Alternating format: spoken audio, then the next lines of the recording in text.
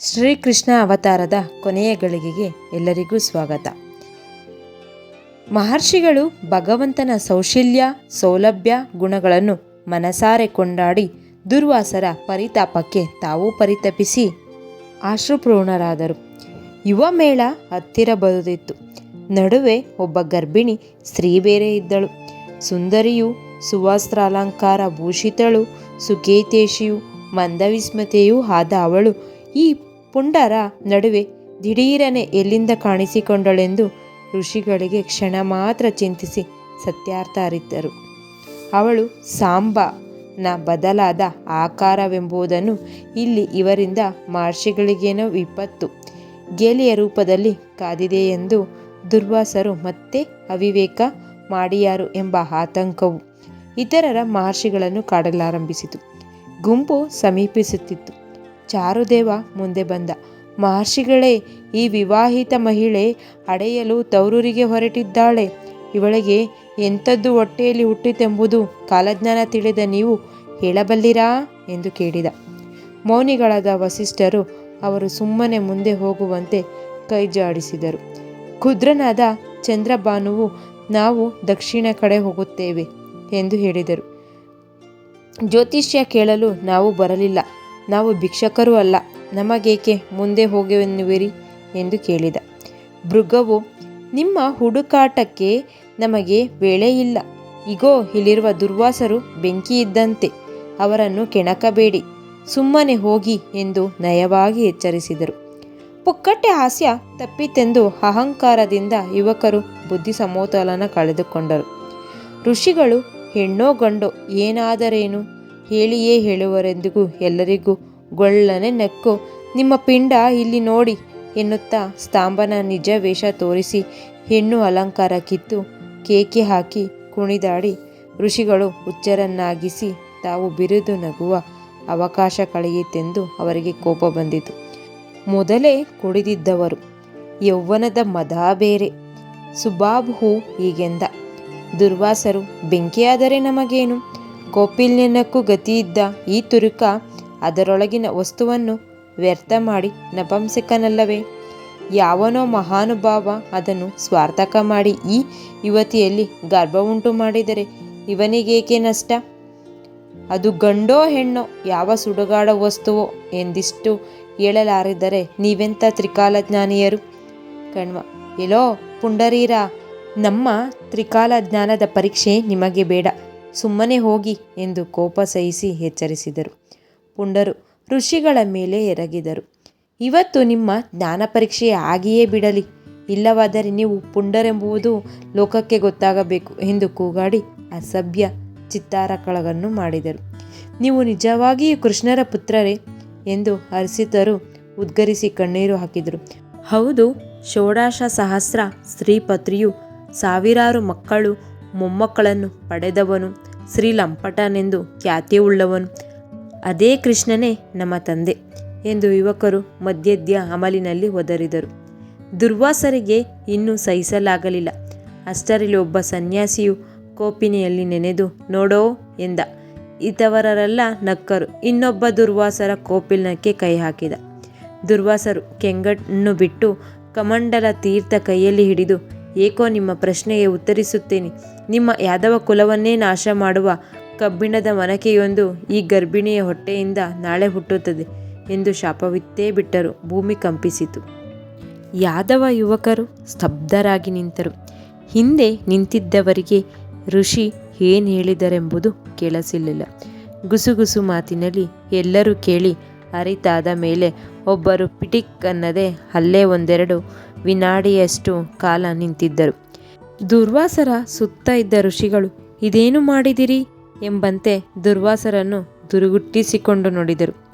ದುರ್ವಾಸರಿಗೆ ತಾವೇಕೆ ಹಾಗೆ ಹಾಡಿದರೆಂಬುದು ಕ್ಷಣಕಾಲ ತಿಳಿಯಲಿಲ್ಲ.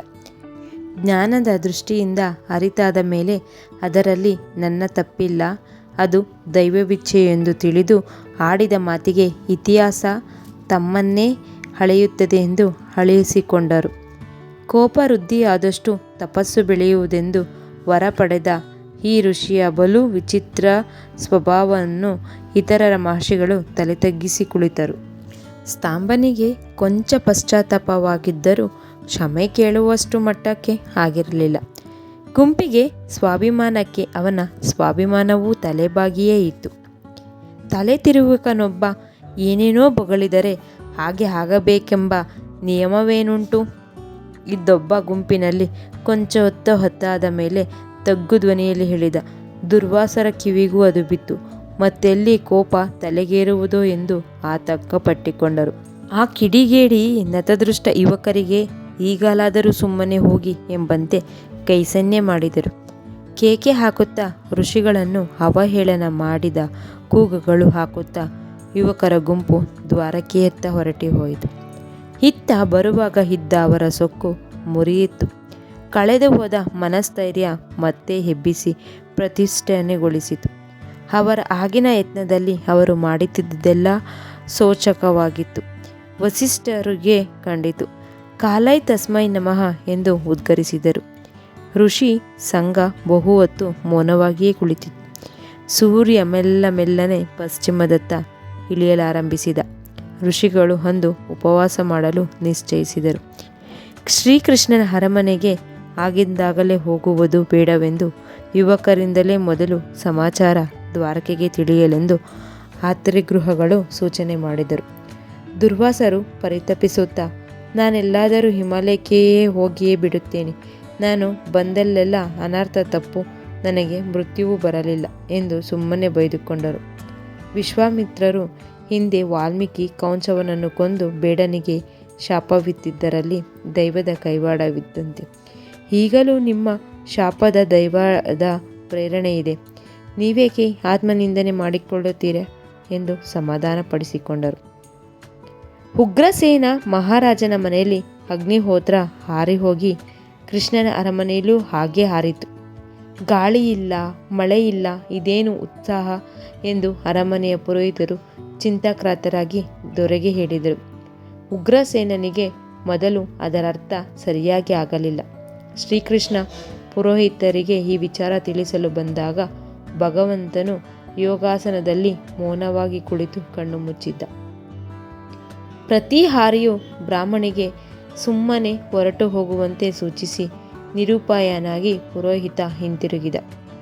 ರುಕ್ಮಿಣಿ ದೇವಿಯೊಡನೆ ಸಾಮಾನ್ಯವಾಗಿ ಹೆಚ್ಚು ಮಾತನಾಡದ ಅವಳ ಪ್ರತಿಸ್ಪರ್ಧಿ ಸತ್ಯಭಾಮೆ ಗಡಿಬಿಡಿಯಲ್ಲಿ ಆ ಮಧ್ಯಾಹ್ನ ಸಡಗರದಿಂದ ರುಕ್ಮಿಣಿಯ ರಾಣಿ ನಿವಾಸಕ್ಕೆ ಆಪ್ತದಾದಿಯರೊಡನೆ ಪಲ್ಲಕ್ಕಿಯಲ್ಲಿ ಧಾವಿಸಿದಳು.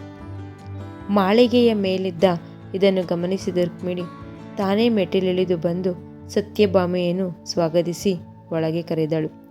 ಪಲ್ಲಂಗದ ಮೇಲೆ ಇಬ್ಬರು ಕುಳಿತಾದ ಮೇಲೆ ರಾಣಿಯರಿಬ್ಬರಲ್ಲೂ ಸುತ್ತಿನ ಚೇಟಿಯರನ್ನೊಮ್ಮೆ ದಿಟ್ಟಿಸಿ ನೋಡಿದರು. ಚೇಟಿಯರು ಅದನ್ನು ಅರ್ಥ ಮಾಡಿಕೊಂಡು ನಿಶ್ಶಬ್ದವಾಗಿ ಚೆದುರಿ ಒಳಕೋಣೆಯ ಕದನವನ್ನು ಹೊರಗಿನಿಂದ ಮುಚ್ಚಿ ಅಲ್ಲೇ ಕಾಯುತ್ತಾ ಕುಳಿತರು. ಏನೋ ತುರ್ತು ಸಮಾಚಾರವಿರಬೇಕೆಂದು, ಇಲ್ಲವಾದರೆ ಇವರ್ಯಾರೂ ಹೀಗೆ ಸೇರುತ್ತಿರಲಿಲ್ಲವೆಂದು ಚೀಟಿಯರು ಅರ್ಥೈಸಿಕೊಂಡರು. ಆತಂಕದಿಂದ ಮೌನವಾಗಿದ್ದರು. ಆಗ ಸತ್ಯಭಾಮೆ ಕೇಳಿದಳು, ಅಕ್ಕ, ನಿನ್ನ ಜೊತೆ ನಾನು ಮಾತನಾಡಬೇಕಲ್ಲ. ರುಕ್ಮಿಣಿ, ಏನು ಕೇಳು. ಸತ್ಯ, ಹೇಗೆ ಕೇಳಲಿ? ಬಾಯೇ ಬರುತ್ತಿಲ್ಲ, ಏನೆಂದು ಹೇಳಲಿ? ರುಕ್ಮಿಣಿ, ಮೊನ್ನೆ ನಮ್ಮ ಒಡೆಯರು ನನಗೆ ನೀನು, ನಿನಗೆ ನಾನು, ಯಾರಿಂದಲೂ ಏನನ್ನೂ ನಿರೀಕ್ಷಿಸಬೇಡ, ಉತ್ತರ ಕ್ರಿಯೆಯನ್ನು ಸಹ ಎಂದು ಹೇಳಿದ ಮೇಲೆ ತಂಗಿ ನೀನು ಏನು ಕೇಳುವೆಂದು ನಾನು ಬಲ್ಲೆ. ನಾನು ಅದಕ್ಕೆ ಉತ್ತರಿಸಿಯೂ ಆಗಿದೆ. ಧೈರ್ಯ ತಂದುಕೋ. ನನಗಿಂತ ನೀನು ಪ್ರಕೃತಿಯಿಂದಲೇ ಹೆಚ್ಚು ಧೈರ್ಯಶಾಲಿ. ಪತಿರಾಯರೊಡನೆ ಎಷ್ಟೋ ಸಲ ಯುದ್ಧಭೂಮಿಗೆ ಹೋಗಿ ಬಂದಿರುವವಳು ನೀನು. ಸಾವಿನ ಚಿತ್ತಕ್ಕೆ ಅಂಜುವವಳು ನೀನಲ್ಲ. ನಾನದನ್ನು ಎದುರಿಸುವ ಅವಕಾಶವೇ ಬಂದಿಲ್ಲ. ಸತ್ಯ ಅಕ್ಕ, ಗಟ್ಟಿಯಾಗೇ ಇದ್ದ ನನ್ನ ಮಾಂಗಲ್ಯದ ಬಂಗಾರದ ತಂತು ಇದ್ದಕ್ಕಿದ್ದಂತೆ ಇಂದು ಹರಿಯಿತು. ಇದು ಏಕೋ ಮನಸ್ಸಿಗೆ ಆತಂಕವಾಗಿ ನಿಮ್ಮನ್ನು ಕಂಡು ಬರೋಣವೆಂದು ಅನಿಸಿತು. ಇಲ್ಲಿ ನೀವು ಬೇರೊಂದು ಅಶುಭ ಸೂಚನೆಯನ್ನು ಕೊಡುತ್ತಿರುವಿರಿ. ಏನೇನು ಕಾದಿದೆಯೋ ಯಾರು ಬಲ್ಲರು. ರುಕ್ಮಿಣಿ, ಒಡೆಯರು ಯಾರಿಂದಲೂ ಉತ್ತರ ಕ್ರಿಯೆಯನ್ನು ಸಹ ನಿರೀಕ್ಷಿಸಬೇಡ ಎಂದಿದ್ದರಲ್ಲ. ಇದರಲ್ಲಿಯೇ ಒಂದು ಶುಭ ಸೂಚನೆಯೇ ಇಲ್ಲವಲ್ಲ ತಂಗಿ. ಯಾರಿಗೆ ಯಾರುಂಟು? ಈ ವೇದಾಂತ ನಿನಗೆ ಗೊತ್ತಿದೆ ಅಲ್ಲವೇ? ಅದು ಸರಿ ಅಕ್ಕ, ಆದರೆ ನಮ್ಮ ಪತಿರಾಯ ಶ್ರಮಪಟ್ಟು ಸ್ಥಾಪಿಸಿದ ಒಂದು ಭವ್ಯ ರಾಜಕೀಯ, ಸಾಮಾಜಿಕ, ನೈತಿಕ ಪರಂಪರೆ ಮುಂದುವರಿಯುವುದು ಬೇಡವೇ? ನಾನೂ ನೀವು ಈ ಪರಂಪರೆಯ ಹೊಣೆ ಹೊತ್ತಿಲ್ಲವೇ? ಹೊತ್ತೆಂಬುದು ಭ್ರಾಂತಿಯೇ? ಬಲಾತ್ಕಾರವಾಗಿ ಅರಿವಾದರೆ ಅಪಘಾತವಾಗುವುದಿಲ್ಲವೇ?